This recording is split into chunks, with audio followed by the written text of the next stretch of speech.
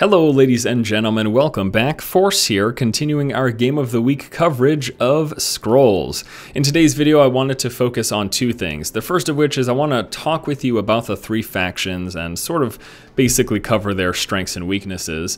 And the second thing is I want to show you and talk about deck construction and customization. And that's actually we're in the deck builder right now, and this will be the backdrop for the majority of this discussion. So let's start off by talking about the three factions. They go as follows. There is the Order faction. Now the Order faction is probably the more balanced of the three factions. It's got a nice healthy mix of offensive and defensive spells and abilities, as well as a nice mix of melee and ranged creatures. The second faction here is the Energy faction. This is a slower, more defensive faction, but at the same time, if you get rolling, you're going to have some really powerful spells and abilities. It primarily focuses on ranged and lobber creatures as well as structure. So not a lot of melee creatures available for the Energy faction, mostly ranged and lobber, which I'll explain to you what that is if you don't know it in just a moment. And then lastly, we got the Growth faction. This will be for people who like fast play style, really aggressive play, lots of low casting cost creatures and abilities, and it's mostly melee characters as well. There's a handful of range characters, sort of just the flip of the Energy faction. Mostly focuses on range with a few melee, as opposed to the other one that was mostly melee for the Growth, mostly melee with a few range, as opposed to like Energy, which is mostly range with a few melee.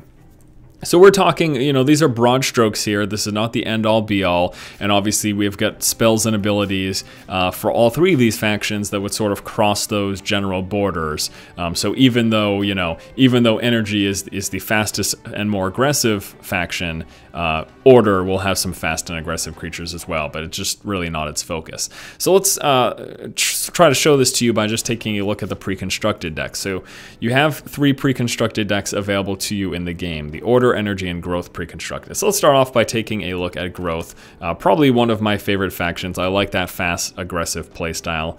My second favorite, I would say, is likely Energy. I really haven't come around to Order yet. I don't really like it that much. So let's take a look at a few of these abilities and a few of these spells here.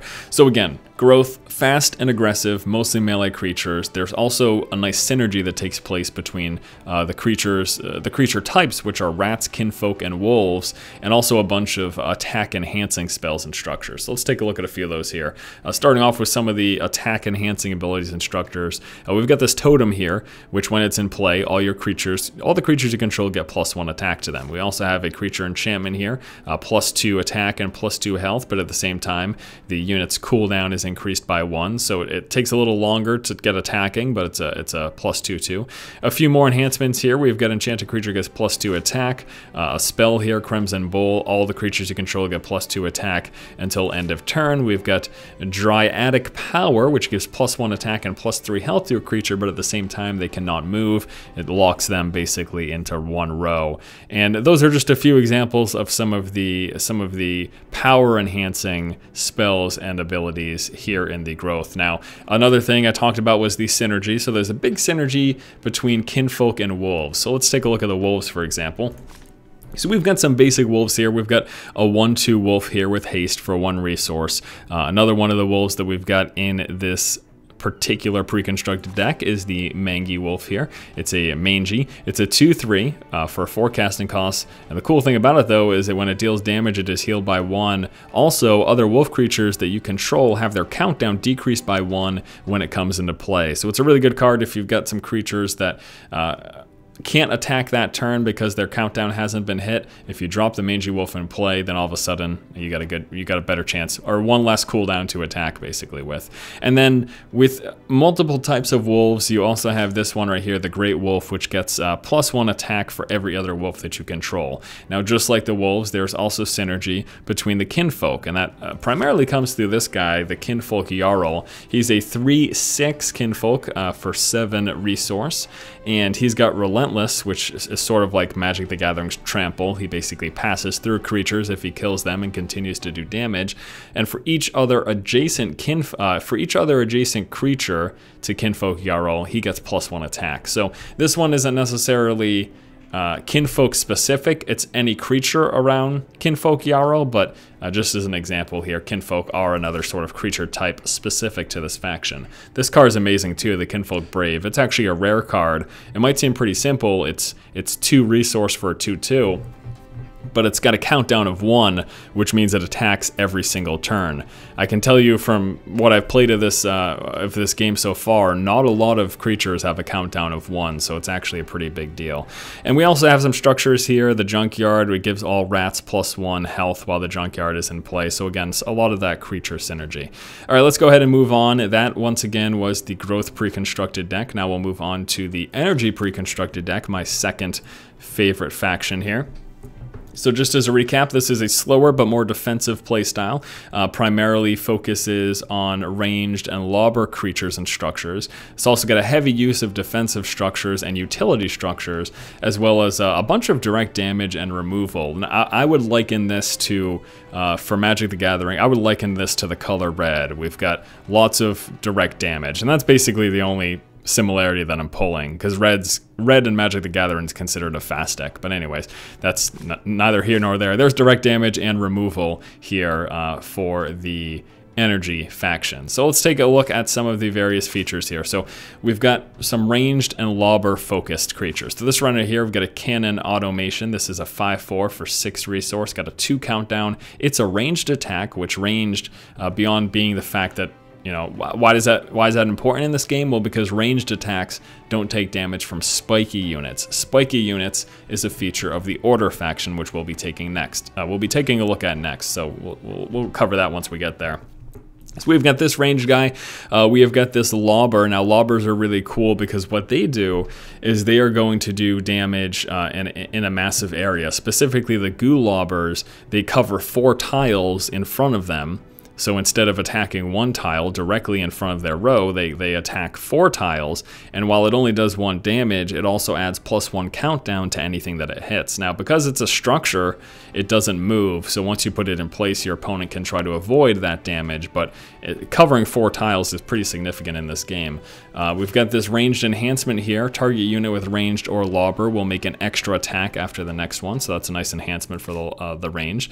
We've got a lobber attack here. Just it's a basic attack. It's for 2 damage. This one's really cool too because it attacks every single turn. And once again, just like the goo lobber, the regular lobber attacks and attacks and hits 4 tiles. Taking a look at a few more of the ranged abilities here. This guy's a 4/2 ranged attack with a 2 cooldown for 3, really strong and powerful. And the one melee creature that here's another ranged attack. It's a 2/3, 2 cooldown for 2 resource. It's a ranged attack. Nice lobber here, a 5 damage, 6 defense, 2 cooldown lobber for 3. Now this one only hits a single spot and it's a random spot, but it's 5 damage for 3 resource, making it really strong. The one melee creature available that I've seen so far, unless there's, actually no, I'm sorry, there is more than one. There's a few because we also have these grave locks, which sort of just remind me of goblins, to be honest, except they're, I guess, hairier. So besides the grave locks, I've got this Iron Ogre here, which is a 7/7 with a 3 cooldown plus Relentless, which is really, really powerful if you can get that in play and once its cooldown finishes.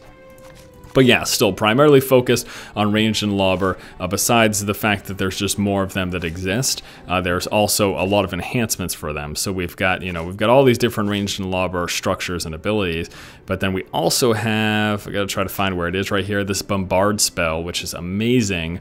It's a 3 resource. All units with ranged or lobber attack have their countdown decreased by 2. Which is pretty significant. In fact, I think there's very few ranged or lobber things that have a countdown over 2. All of these pretty much have a countdown of 1 or 2. So it basically means you play that, and instead of waiting 2 more turns, you get an instant attack. Now, I talked about removal. We've got 3 damage to hit a unit with, and if that unit is destroyed, you get to draw a card. We've got 2 damage here in Spark. Shock anyone. We've also got enhancements for your structures, where if a structure dies, it will do 4 damage to the attacker. We've got structure removal and damage. We've got mass damage here and Inferno Blast, or rather, a radius damage to a unit and adjacent tiles. 3 damage to all structures of an opponent. and then there's also direct structure removal, although I'm not sure if it's in the pre-constructed. There it is, destroy target structure as well.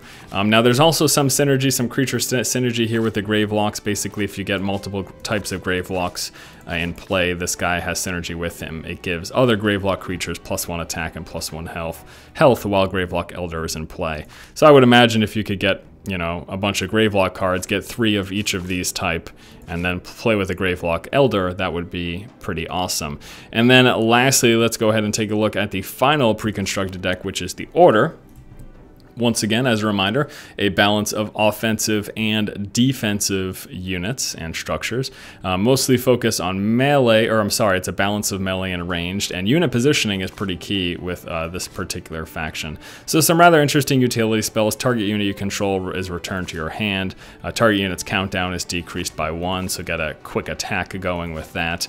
And then we've got a really powerful ranged ability here. It's a 4 attack, 2 defense. It's got a 3 countdown though, so it takes a while to attack, but all of that, it only costs 1 energy, so you can get that in play turn 1. A little bit of item enhancement, not quite as much as you're seeing in the growth faction, but for example, this is +1 attack, +2 health for 2 resource.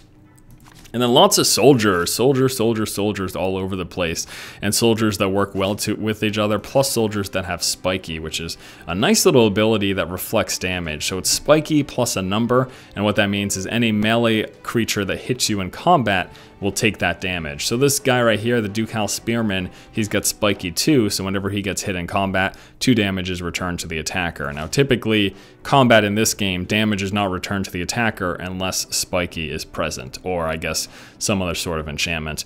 I've got a Ducal Skirmisher here. He's a soldier with Relentless. It's a 3/4. And these are the positioning focused creatures here. So the Ducal Infantrymen, all other creatures that are in the same row as him get +1 attack. And there's another one just like that, but it does +1 health. And here it is right here. The Royal Infantrymen, all the creatures you control in the same row as him get +1 health. So yeah, lots of soldiers, lots of creatures. We've got a few different structures, some interesting ones here. This one's actually kind of nice. The Waking Stones, all damage dealt to it is reduced to 1. So what this means is it has to be attacked on 3 separate occasions for it to actually get killed, no matter what the damage is. You can also, I get this enchantment here, all combat damage to enchanted unit is decreased by 1. So that's a nice little defensive enchantments there. And then just some interesting knights and soldiers and things of that nature. Also, we've got some nice. Again, an example of, although it's not primarily focused on aggressive play, we've got some aggressive spells like this one here. It's a 1/1 for 1 resource. When the countdown is 0, you can sacrifice it to do 2 damage directly to any particular unit. Okay, so now that we got all of that out of the way, again, I just wanted to show you a little bit and describe a little bit how these 3 different factions work, so that when you decide to get the game, if you decide to get the game, you'll know what pre-constructed deck to start out with, because you've got a general idea, basically, of how they work out generally. And yeah, that's that. Okay, so let's talk about. Let's go ahead and now talk about. We're going to clear the table. We're going to talk about deck construction. So, one thing I want to say right off the bat is that you can have multicolored decks. So I could have a deck with some growth cards, some energy cards, and some order cards. Now the way it works is in game when you're sacrificing a scroll to get a resource, it doesn't have to be the same resource. So I could sacrifice, if I'm playing a multicolored deck, and say I draw a hand that's got all growth resource, but then I've got a spell that has a 1 casting cost of a energy resource. I could sacrifice a growth scroll to get an energy resource. So essentially what happens is when you have a multicolored deck, you can sacrifice an individual scroll for any of the other resources that you have in that deck. So if I have a deck that's just growth and energy, then I can sacrifice growth for energy, or growth for growth, and I can sacrifice energy for growth or energy. And again, if I had an order and growth, I could do the same thing. I could sacrifice an order scroll and either get energy or growth. I could sacrifice an energy scroll and either get energy or growth. So at first I was concerned about multicolored decks in this game, because I was thinking, well, if I have to sacrifice an energy scroll to get an energy resource, you know, that might be hard, especially with the limited hand size to start. I think the starting hand size is 5, I believe. I'm pretty sure that's right. It's either 5 or 6. Pretty sure it's 5 though. So yeah, relatively small hand size, and I was a little worried about how that would work, but no, they've done a good job of making it so that no matter what scroll you're sacrificing, you can use it to get any resource that you have available in the deck. So when it comes to deck construction, so far for me, I've basically just taken the pre-constructed decks and used the cards that I've unlocked from playing the game to enhance them and sort of tailor them to my specific just my specific preferences. So an example, I guess, is if we were to take a look first of all at the growth pre-constructed deck. So here's the layout for the growth pre-constructed deck. And it's got, it's got the feature of rats, it's got the junkyard in it, it's also got a few other interesting spells and abilities at the base level. Enchanted creatures, enchanted units move is increased by, or decreased by 1, so stopping a unit from being able to move around. And then we've also got things like the Essence Feast, which is a nice spell, but I wanted to tailor the deck a little bit differently, so I've made a few adjustments, and we are just going to call that the Mono Growth. Mono just meaning one, just single color. Okay, you guys know what mono means. So this is the deck that I currently have, and this is sort of the setup that I've decided to go with. I'm focusing primarily on wolves. I've also got a few nice rare spells like this Quake, which is some nice mass damage. I'm focusing mostly on the wolves with a few kinfolk, but I'm not really focused on kinfolk synergy so much. One card that I'm hoping to get a lot more of is the Kinfolk Brave, because it's just amazing. Again, that one countdown for a 2/2 base creature is really strong. Also a lot of enhancements, such as the Crimson Bull that we have there. But at any time, if I wanted to make this multicolored, for example, I could, so let's say, let me try to think here. Let's say I wanted to get rid of a lot of the structures. I don't want to really use these green structures. There's some cool ones in here, but I'm not really a fan of them. All you have to do is just pull them right out of the deck, whatever cards you don't want in there. And then you can use this filter system to pull up a specific color. So if I wanted to get some energy stuff, and I can sort it by cost there, and say I just want some low casting cost energy, things. So I could get something like this enchantment right here, which is going to help make my creatures a lot more resilient. I could get some early damage potential with a 1 casting cost here that's able to do 4 damage after 1 turn of waiting. It's sacrificed after, but 4 quick damage is really nice. And it's that simple. Now the way it works though is you need to have a deck of at least 50 cards. So if I try to save the deck and I don't have 50 cards, it says, no, you can't do that. You need at least 50 cards. Now, one thing I'm not sure about, let me check this here. I wonder if you could play with decks with over 50 cards. I hope they don't do that, because it's sort of what you would probably call like a noob's mistake. Essentially, when you're dealing with card games, you want to keep the deck pretty close to, if not right at, the lowest possible number. And it's going to let me do this, so we're going to call this garbage deck. So the reason this would be a garbage deck, before someone jumps on my back, is because when you're dealing with a card game that has randomization in it, you want consistency as much as possible. So sticking to the lowest number, so here in Scrolls, the lowest deck number you can get is 50. You should stick to 50 card decks or 50 scroll decks, because it gives you consistency. You've got a general idea of what to expect.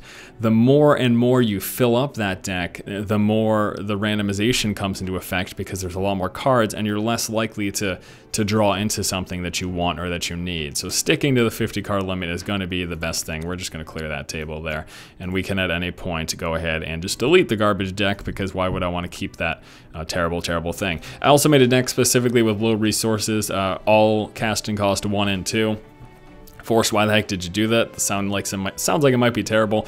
I actually did this to do one of the challenges in this game known as Trials, in which the opponent had a similarly built deck, and it was so hard for me to stave it off. I decided I'm just going to build this this really low casting cost deck with really fast creatures and enhancements, and then that way I can deal with it. And I did. I won the challenge in just a couple of minutes, which was absolutely hilarious. So yeah, the deck construction is pretty neat here. Again, we've got the filter option right here to filter through the 3 different faction types, ability to just clear the table, load any decks and save any decks that you've made, and then sorting can also be done by the name of the card as well as the casting cost of the card. And I guess that's it. I guess that pretty much covers it. Once again, covering the factions as well as talking a little bit about deck construction in this game. In the future videos, we will go ahead and take a look at the multiplayer. I'm also thinking about showing you guys the trials. And I did the store video, and something that I should have done in that video is also showed you guys trading. So trading is present in this game. Essentially what happens is you can hop into any chat, and you can join any chat room. You can join the lulz chat room or something, so someone else could join it with you. And then what you do, let me go to a real chat room though. And then what you do is just anyone who's in a chat room with you, you can right click on them and you can challenge them, or you can trade with them. So you can go, I would like to trade with you, Demi-Cole, or I would like to trade with you, Beep Boop. And if they accept the trade, you'll be brought up to a trade menu, and you're able to trade any cards that are in your library, basically, and I'll show you essentially what it is. So what'll happen is we'll go up to the trade menu, and there'll be my list of cards, which looks pretty much exactly like this on one side, and then the other guy's list of cards on the other side, and then we check the ones that we want to trade, we put them in this thing, we both click accept, and there you go. So that's the trading in this game. It does exist. You're able to trade cards personally. It doesn't look like you can really sell cards to people, although I'd imagine someone might go outside of the game to do that. That might be something that exists if there's really rare cards, for example. Someone could be like, hey, I'll give you $50 through PayPal for that card. Does that number sound ridiculous? You should look at the cost of some Magic the Gathering cards. Kind of ridiculous. But anyways, that is that, guys. Thank you for watching this video covering deck construction. Oh, you declined my trade, Beep Boop. Deck construction and the factions here in Scrolls. Stay tuned for continued Game of the Week coverage. Let's go ahead and wrap this video up by unlocking a scroll pack for 1,000 gold, which actually took me like 30 minutes to unlock. I won some matches that got me a ton of gold here. All right, so we got the commons. Yeah, whatever. No one cares about the commons. Let's see the uncommons and the rares. Where are they? They're coming. Okay, uncommon. All right, it's not bad. 3/3 for 3. Relentless. What's this one here? Kinfolk Veteran. Like this card a lot. It's a 3/4 haste for 5. And then my rare card. Ooh, what is this? Target creature's attack is increased by its health value. Its health is then set to 2. That is kind of cool. Thank you guys for watching. If you like the content, please subscribe. Keep watching and keep owning.